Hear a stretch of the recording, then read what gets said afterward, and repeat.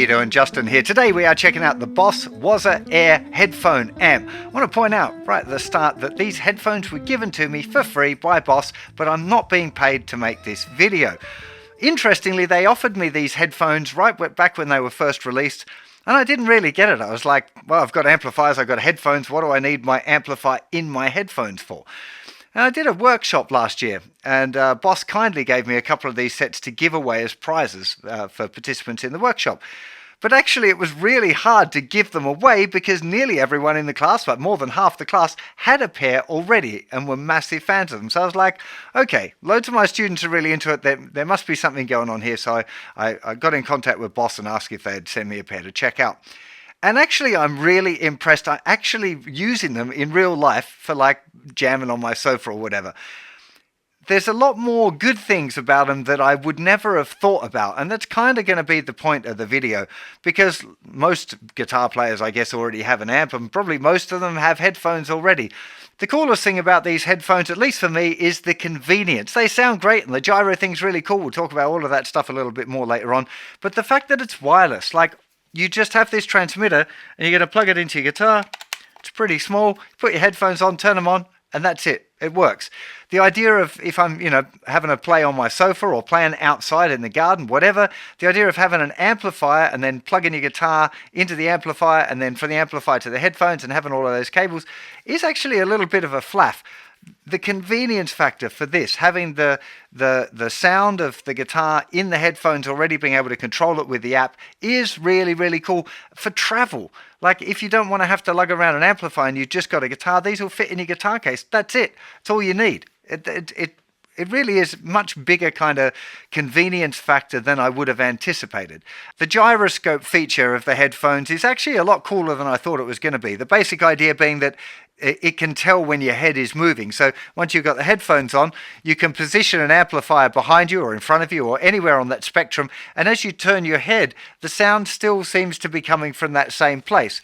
I thought it was going to be a bit gimmicky, but actually it seems to really help with the fatigue. Often I find wearing headphones for a long period of time starts to feel a little bit claustrophobic, and somehow this gyroscope effect seems to really help with that. It's a pretty cool effect when you're using a backing track as well. So you can connect the headphones to a Bluetooth device and send the music, say from your phone, a backing track, and then jam along with it. And in one of the modes, it can sound like the backing track and your guitar are kind of behind you. It gives you a bit of a feeling like you're playing on a stage with a band. It's actually a lot cooler than it sounds. I don't have an assistant here, so it's a bit difficult to explain the gyro, but basically if I'm playing a note and I turn, if you're wearing headphones and you do the same thing as me, you'll hear that the amp stays right behind you. It's a very, very weird thing. We can do it with a little bit of the bit of backing track now as well. You'll hear, if you turn my head with me,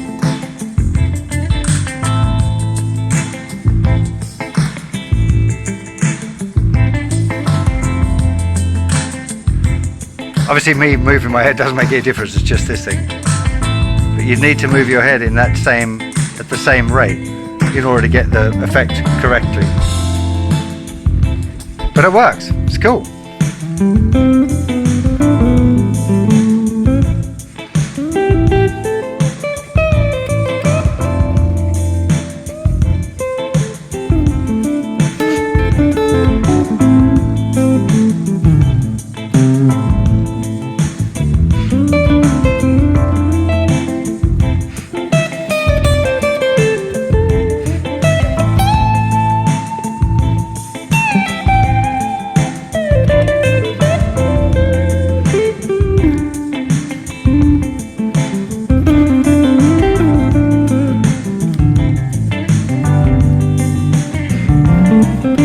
In the box, along with my headphones, Boss kindly sent me this new foot switch, which is able to control the patches and the sounds in the headphones themselves.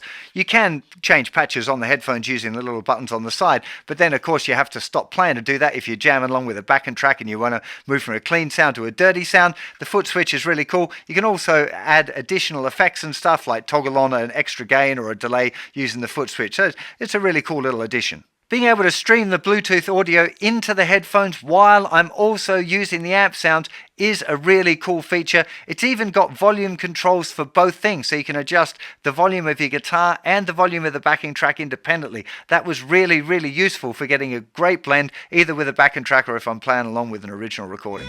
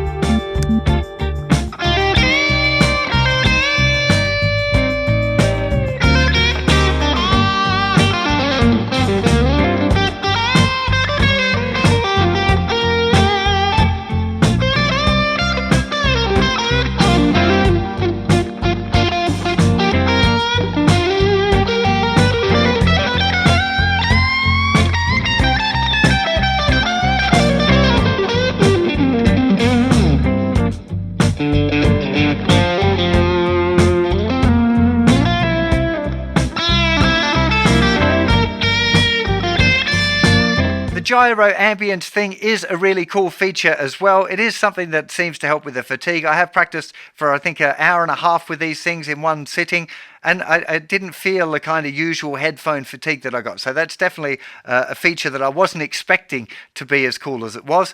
The build quality is definitely a pro as well. They feel really well made. There's a lot of metal. The plastic feels like that kind of high quality plastic rather than the cheap stuff that you might get on some.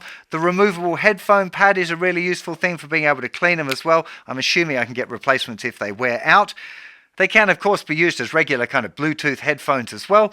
I'm a bit spoiled here. I'm used to using the Apple Air Max headphones, which are unbelievably amazing.